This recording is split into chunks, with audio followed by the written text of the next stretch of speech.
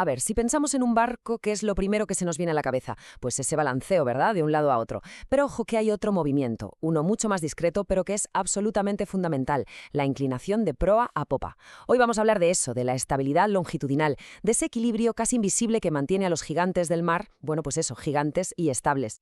Vale, para que quede súper claro, hay que separar las dos cosas. Por un lado tenemos el balanceo, lo que en inglés llaman rolling. Es el movimiento de toda la vida, de babor a estribor. Y por otro, el cabeceo, el pitching. Este es el que nos interesa hoy, el movimiento de proa a popa, de arriba a abajo. Y aunque pueda parecer que no es para tanto, que es menos llamativo, bueno, ya veremos que controlarlo es literalmente vital.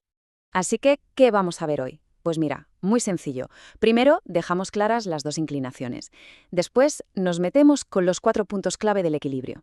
Luego vemos cómo se mide todo esto, cómo se controla el asiento del barco y, para terminar, la prueba de fuego. Dos situaciones extremas donde todo esto se pone en juego. Venga, vamos al meollo del asunto. ¿Cómo se mantiene en equilibrio un buque en sentido longitudinal? Pues todo, absolutamente todo, se reduce a una especie de baile entre 4 puntos teóricos. Y es su posición, la relación entre ellos, lo que marca la diferencia entre un susto y una catástrofe. Y empezamos por los cimientos, nunca mejor dicho. El punto K de keel en inglés, que es la quilla, es la columna vertebral del buque, es el punto cero, la cota cero. A partir de aquí medimos todo hacia arriba. Es la referencia fundamental. Sin esto no hay cálculo que valga. Bien, ahora la fuerza que tira para abajo, el punto G, el centro de gravedad. Imagínate que pudiéramos concentrar todo el peso del barco en un solo punto. Pues ese sería el punto G. Pero, y aquí viene lo interesante, este punto no está quieto. ¿Qué va? Se mueve. Se desplaza con la carga, con el combustible. Es un punto vivo, que cambia constantemente y que hay que tener siempre controlado. Y claro, a toda acción, una reacción. Contra el peso que tira hacia abajo, tenemos el empuje del agua que tira hacia arriba. Y esa fuerza se aplica en el punto B, el centro de flotación, o buoyancy. Es, digamos, el centro geométrico de todo lo que está bajo el agua. Y al igual que el punto G, este también es un bailarín. Cuando el barco se inclina, el punto B se mueve, buscando siempre el nuevo centro para mantener el barco a flote. Y la interacción de estos puntos nos lleva al concepto más importante de todos, el metacentro longitudinal, el ML. A ver si lo explico fácil. Es un punto teórico, imaginario, que está muy por encima del barco. Cuando el buque cabecea un poco, la nueva línea de flotación corta la anterior justo en este punto. La distancia entre este punto ML y el centro de gravedad G es la magia, es lo que genera el par de fuerzas que hace que el barco vuelva a su posición. Es la clave de todo. Vale, ya tenemos a los protagonistas, K, G, B y ML. Ahora vamos a ver cómo juegan entre ellos para darnos una cifra, un número que nos diga este barco es estable. Porque esto, desde luego, no se deja a la improvisación, se calcula todo al milímetro. Y esa cifra mágica es la GML, altura metacéntrica longitudinal. ¿Y qué es? Pues es súper simple. Es la distancia que hay entre el punto G, el centro de gravedad, y el punto ML, el metacentro. La regla de oro es esta. Mientras el metacentro ML esté por encima del centro de gravedad G, el barco es estable. El GML tiene que ser positivo. Fin de la historia. Y aquí viene lo bueno. Resulta que los barcos, por su propia forma, son súper estables en esta dirección. ¿Por qué? Pues porque son muchísimo más largos que anchos. Esto hace que el valor de GML sea gigantesco de verdad. Es que piénsalo, intentar hundir la proa de un carguero es como intentar doblar una viga de acero de 300 metros con las manos. Imposible.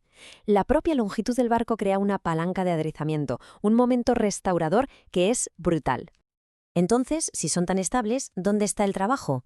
Pues el reto para los ingenieros no es tanto que el barco no vuelque de proa a popa, porque eso es muy difícil que pase. El verdadero arte está en controlar esa inclinación con una precisión de cirujano, para que el barco navegue mejor o para prepararlo para operaciones muy delicadas. La pregunta es, ¿y cómo se hace eso? ¿Cómo se le dice a un monstruo de acero de miles de toneladas, oye, baja la proa 5 centímetros, por favor? Pues no es con un botón mágico, es con matemáticas, con pura ingeniería naval. El nombre técnico de esta inclinación es asiento, o en inglés, trim. Y ojo con esto, que es un error muy común. El asiento no es un ángulo, no se mide en grados, es una distancia. Se mide en metros o centímetros. Es simplemente la diferencia entre lo que el barco se hunde por proa y lo que se hunde por popa. Y para controlar este asiento o para ajustarlo tienen una herramienta clave, el MTCM, Esto significa momento para cambiar el asiento 1 centímetro. Es un numerito que viene en las tablas de estabilidad del barco y que es oro puro. Te dice básicamente, si quieres cambiar el asiento del barco 1 centímetro, tienes que aplicar este momento exacto. Es como la receta de cocina para ajustar el barco. Y para que nos demos cuenta de la escala de la que estamos hablando, miremos este ejemplo de un buque de carga. Para cambiar el asiento un mísero centímetro, 1 centímetro, se necesita un momento de casi 2.300 meganewtons metro. Es una fuerza, es que es una barbaridad. Esto nos da una idea muy clara de lo increíblemente resistente que es el buque a este tipo de inclinación. Muy bien. Toda esta teoría, todos estos números están muy bien en el papel. Pero, ¿cuándo se ponen a prueba de verdad? Pues hay dos momentos en la vida de un barco donde la teoría se encuentra con la cruda realidad. Y en esos momentos, un error de un decimal puede significar el desastre. El primer momento crítico, la entrada a dique seco. Imagina la escena. El agua empieza a bajar, el barco deja de flotar y todo su peso tiene que apoyarse en unas estructuras de hormigón, los picaderos. Hay un instante, justo cuando la popa toca el primer bloque, en el que la estabilidad longitudinal se va a pique. Si el asiento del barco no es el correcto en ese preciso momento, el barco se puede caer de proa, literalmente.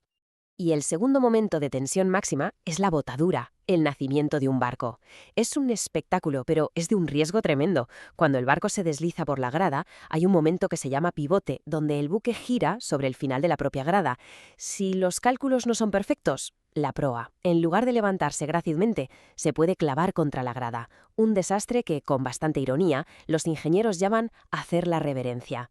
Y la única forma de evitarlo es con unos cálculos de estabilidad longitudinal impecables. Y todo esto nos lleva a una reflexión final. Hemos visto que, en general, un barco es increíblemente estable a lo largo. Es un gigante robusto. Pero toda esa fortaleza depende de que los cálculos sean perfectos justo en sus momentos de mayor debilidad, cuando nace y cuando va al médico, al dique seco. Es en esos instantes donde la precisión deja de ser una recomendación para convertirse en lo único que evita la catástrofe. Y esto nos deja pensando, ¿verdad?